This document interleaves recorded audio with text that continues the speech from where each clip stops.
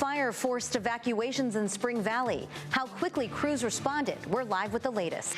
A price hike for parking sparks a public feud downtown. Why the mayor and local businesses are clashing over $10 an hour. Drivers are being warned about a weekend-long closure off the southbound Interstate 5 near the coastal areas. There are reports of a fake cop attempting to pull people over. Working for You will tell you 2 specific things to look out for during a legit traffic stop.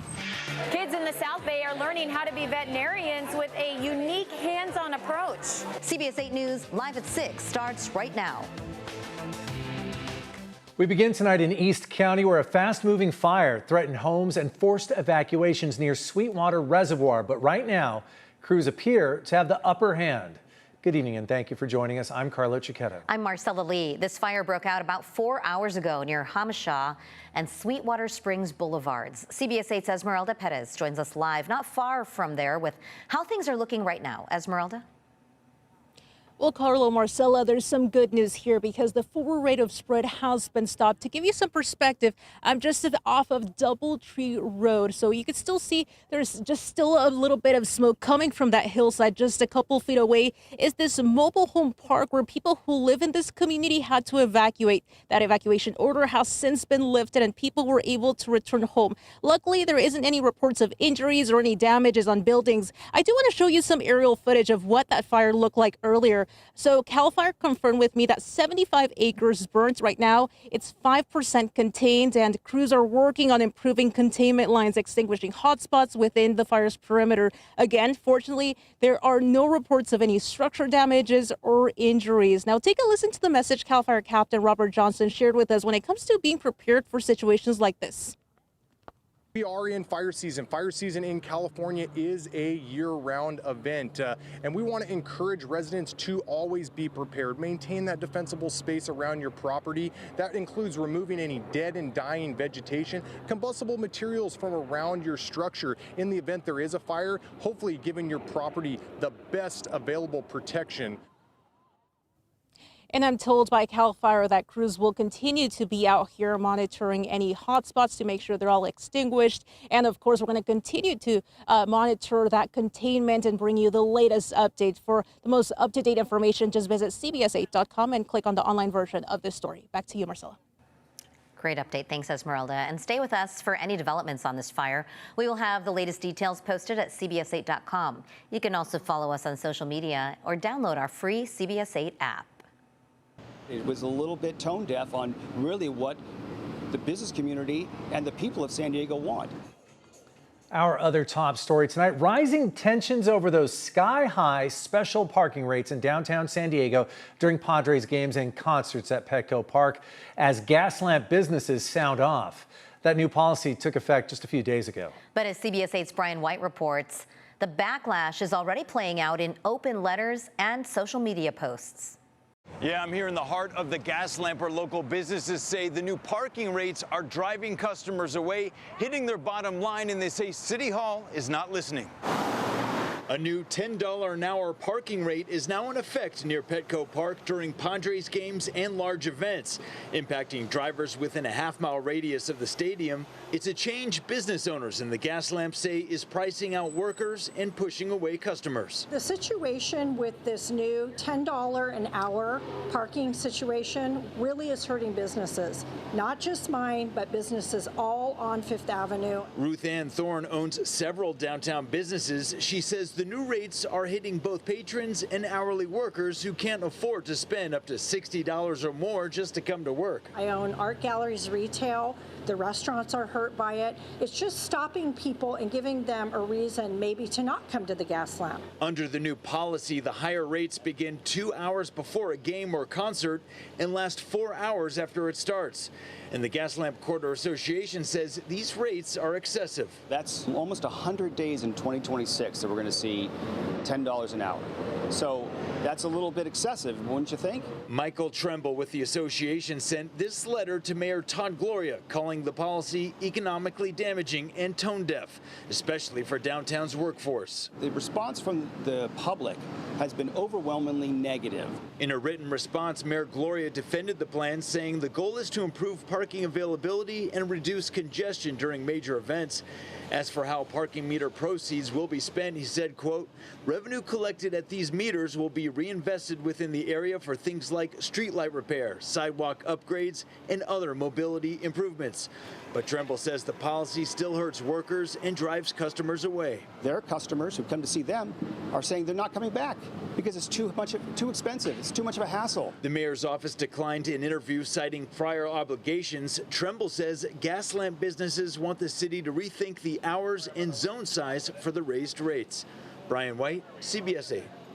Thanks, Brian. A pair of San Diego County supervisors are pushing to lower your utility bills. Vice Chair Monica Montgomery Stepp and Supervisor Paloma Aguirre are joining the group Climate Action Campaign in supporting a package of bills working through the state legislature aimed at reining in rising electricity costs. San Diego currently has the highest electricity rates in the nation, with some residents paying over 52 cents per kilowatt hour. That is money that could be spent on groceries, medication, rent, or even transportation. That's the impossible choice many of our residents are faced to make every single month. If passed, those bills would limit rate increases, adjust the way utilities pay for wildfire and transmission costs, and allow customers to defer paying their utility bills for 6 months if they face financial hardships. A major freeway closure could impact your weekend plans. In less than 3 hours now, all southbound lanes of Interstate 5 from the 52 down to Mission Bay Drive will be closed for the weekend. CBS 8's Regina Urita shows us the alternate route that Caltrans is recommending to drivers. Yeah, we're just hours away from that freeway closure, specifically from the 52 all the way to Mission Bay Drive. Now, right behind me, you can kind of see some traffic, that ramp heading over to the 5 South. It's been running pretty smoothly, especially for that freeway traffic. But later this evening, around 9 p.m., that's when a little bit of the mess is going to start. So it's that evening at 9 p.m., and it'll last until 5 a.m. Monday morning. It's a freeway shutdown that affects a 3 to 4 mile stretch of the highway, and it's expected to cause delays for locals and other weekend travelers. Caltrans has already placed warning signs along the affected route to alert drivers in advance. Officials are recommending drivers take alternative routes to avoid the closure. So the primary detour suggested by Caltrans is to use southbound 805 to State Route 163, then west on Interstate 8, and then north on I-5 for those heading to beach areas. We asked the Department of Transportation if the detour might cause congestion on the 805, especially since in the past we have seen that closures like these cause a ripple effect on other highways. But Caltrans officials say that's what the early notification is for. It's intended to help distribute traffic and minimize delays. So again, drivers are advised to plan ahead and allow extra time for travel, especially if you're heading to the coastal areas this weekend. So here's what Caltrans told us. We definitely understand the frustrations. That's why we're trying to get this word out so that people can avoid the areas. We are trying to recommend that they take transit if possible. And if you do have weekend travel plans this week that involve getting on the freeway, especially in that area that's going to be affected, then we have a list of detours that you can take. You can actually look for that on our website. Just head to cbs8.com and click on this story. I'm Regina Urita, CBS 8. Thanks, Regina. A noise alert out of Camp Pendleton, where officials say they will be conducting live fire training with high explosive munitions. So if you hear something in that area, don't be alarmed. The advisory begins at midnight tonight and will be in effect through September 14th. That's a week from this Sunday. Base officials say noise from the training may be heard anytime throughout the day or night. Reports of a fake police officer in San Diego are circulating online. That impersonator reportedly has lights, even a siren. But one driver they tried to pull over figured out that something wasn't right just in time. Tonight, our Jenny Day is working for you, explaining what you should look for during a legitimate traffic stop. There have been incidents over the years of people trying to impersonate law enforcement. It can be scary enough when it's the real deal. So yes, we are working for you. I spoke with both Highway Patrol and police about what to look out for. The post reads, "Hey neighbors, just a heads up about a dangerous situation I experienced. The driver merging onto the 15 north at Mission Gorge and Friars Road says this gray Dodge Durango aggressively tried to run them off the road, then started flashing red and blue lights, attempting to pull them over." We expect and want the community to trust us. The number one priority is everyone's safety. The driver noticed heavily tinted windows and an unusual light setup, so called 911 and was told it was not a real officer. In California, both CHP and PD are required to have these two specific things: a solid red light and a siren. We do have the solid bar that's going to be on top of the vehicle. That would also flash with red and blue, but it has to have at least one solid facing the front. The majority of the time, they'll be in their standard black and white vehicles, but the same rules apply for unmarked cars. We have anywhere from detectives to patrol officers who are unmarked, along with our brass, from lieutenants up to our chief. If you're still suspicious, call 911 to confirm, throw on your hazards to acknowledge them so you don't face further prosecution, and then get to a well-lit spot, making sure their badge and patches all match. You do not have to open your window to see the badge or ID. You should see a uniform, some type of duty belt, police radio, something along those lines. Hands-free law does allow drivers to use a cell phone during an emergency. San Diego police usually have California exempt license plates. However, the sheriff's department does not.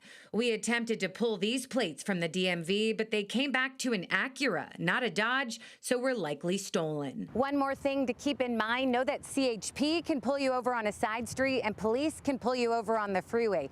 Basically, if they are legit, they can stop you anywhere. Working for you, Jenny Day, CBS 8.